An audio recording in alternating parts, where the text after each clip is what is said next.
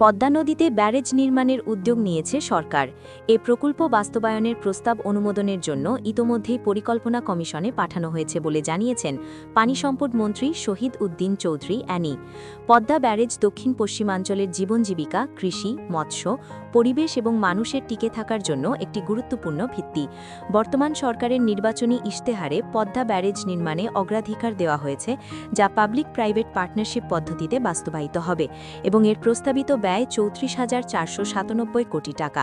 পদ্মা ব্যারেজের মাধ্যমে দেশের দক্ষিণ পশ্চিম ও উত্তর পশ্চিমাঞ্চলের ১৯টি জেলার ১২০টি উপজেলা সরাসরি উপকৃত হবে এবং আরও ৫টি জেলা বাহ্যিকভাবে এর সুবিধা পাবে।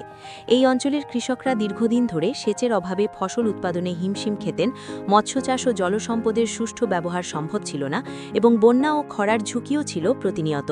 পদ্মা ব্যারেজ নির্মাণ হলে ২৮.৮০ লাখ হেক্টর জমিতে সেচ সুবিধা নিশ্চিত হবে, যা বছরের বিভিন্ন মৌসুমে ফসল উৎপাদন বাড়াবে, খাদ্য নিরাপত্তা নিশ্চিত করবে এবং কৃষক ও গ্রামীণ জনগোষ্ঠীর আয় বৃদ্ধি করবে।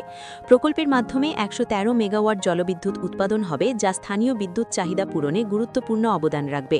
এছাড়া প্রায় ৯,২৭,০০০ মানুষের জন্য নতুন কর্মসংস্থান সৃষ্টি হবে, যা শুধু অর্থনৈতিক সুযোগই নয় বরং সামাজিক উন্নয়নেও সহায়ক হবে।